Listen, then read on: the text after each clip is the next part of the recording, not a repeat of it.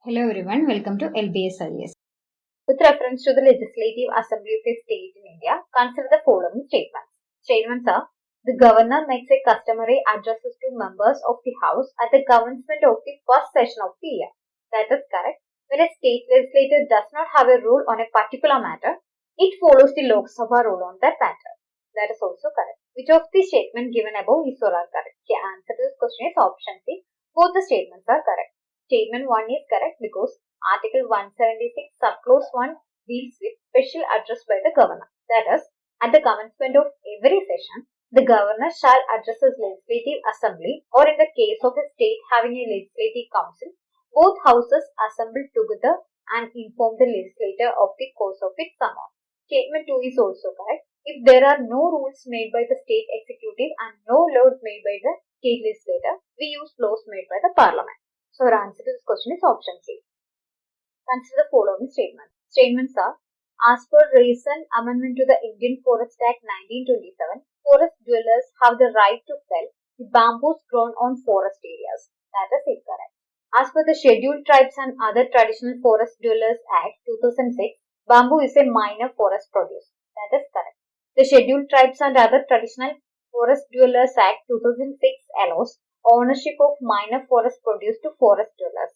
That is also correct.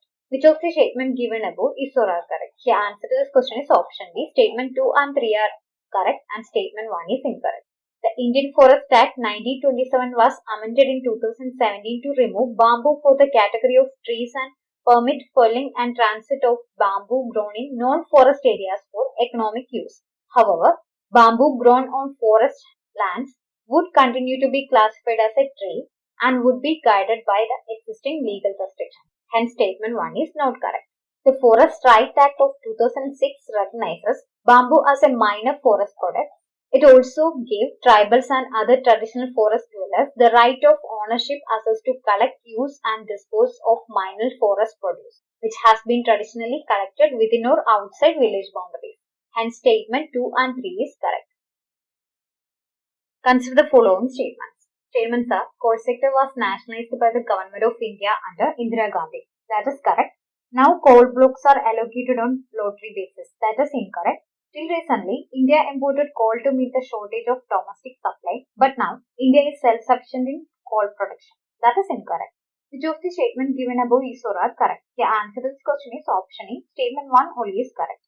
Coal sector was nationalized in two phases under Indira Gandhi government. The first with the coking coal mines in 1971 to 72 and then with the non-coking coal mines in 1973. Hence, statement 1 is correct. The coal blocks are allocated through auctions, not on lottery basis. Hence, statement 2 is incorrect.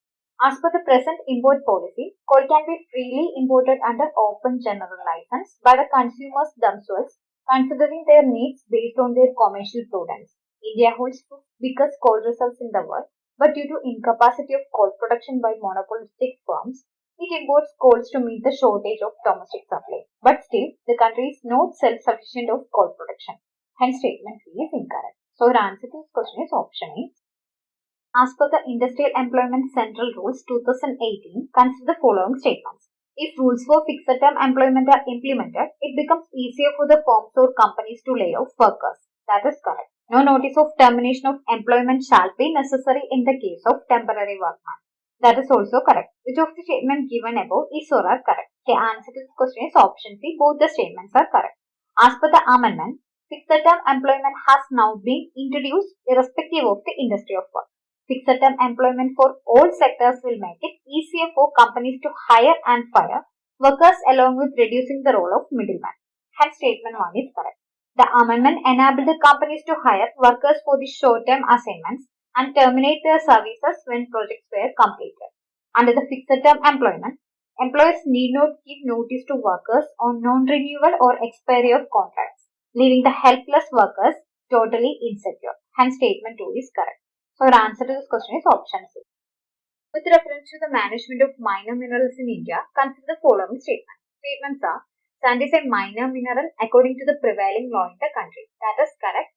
State government have the power to grant mining leases of minor minerals, but the powers regarding the formation of rules related to the grant of minor minerals lies with central government. That is incorrect.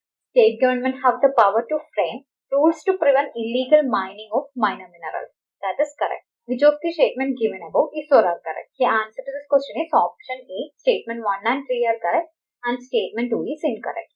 Sand is a minor mineral as defined under section 3E of the Mines and Mineral Act 1957, that is MMDR Act, and statement 1 is correct. Section 15 of the MMDR Act empowers state government to make rules for regulating the grant of mineral concession in respect of minor minerals and for purposes connected therewith, and statement 2 is incorrect. Section 23 of the MMDR Act empowers state government to frame rules to prevent illegal mining, transportation and storage of minor minerals for purposes connected therewith. Hence, statement 3 is correct. So, the answer to this question is option A. In India, which of the following review the independent regulators in sectors like telecommunications, insurance, electricity, etc.? Options are ad hoc committees set up by the Parliament, Parliamentary Department related standing committees, Finance Commission, Financial Sectors Legislative Reform Commission, Niti Aayog. Select the correct answer using the codes given below.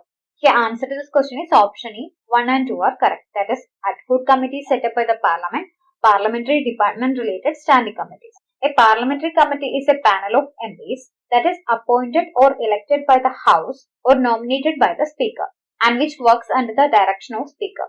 It presents its report to the House or to the Speaker.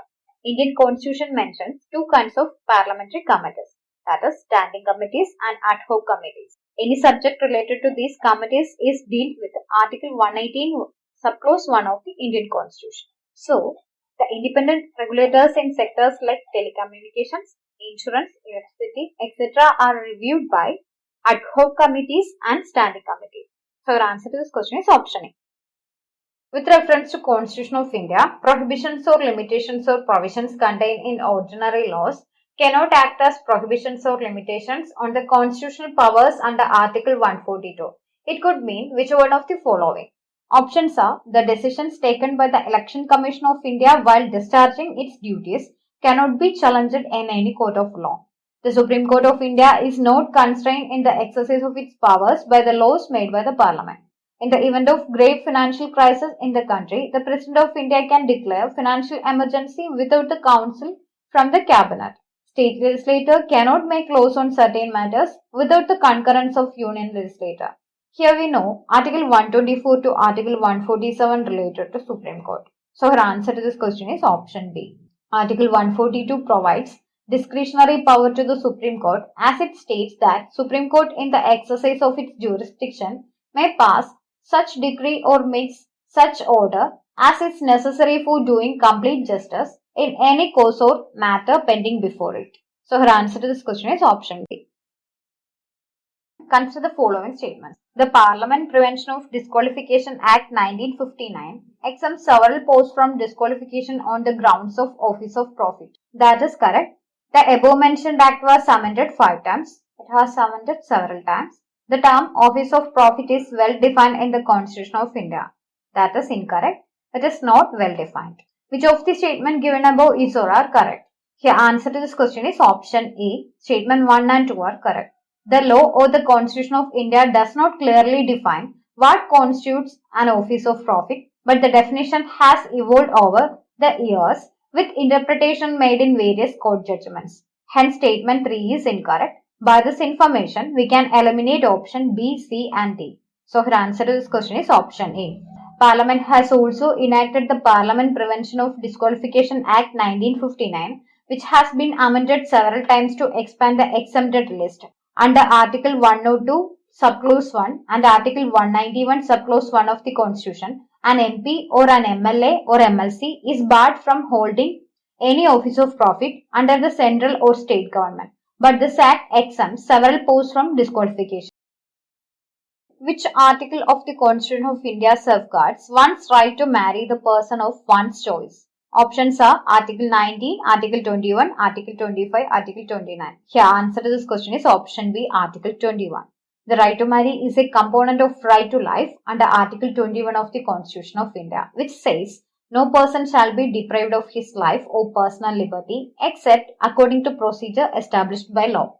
In Ladha Singh vs. State of Uttar Pradesh 2006 case, Supreme Court viewed the right to marry as a component of right to life under Article 21 of Indian Constitution. The court observed that this is a free and democratic country, and once a person becomes a major, he or she can marry whosoever he or she likes. If the parents of the boy or girl do not approve of such intercaste marriages, the maximum they can do is that they can cut off social relations with the son or daughter.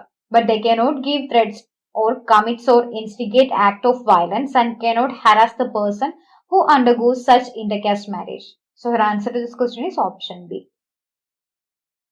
Which one of the following suggested that the governor should be an eminent person from outside the state and should be a detached figure without intense political links or should not have taken part in politics in the recent past? Options are First Administrative Reforms Commission, Rajamannar Committee, Sarkaria Commission, National Commission to review the working of the Constitution. Here answer to this question is option C, Sarkaria Commission.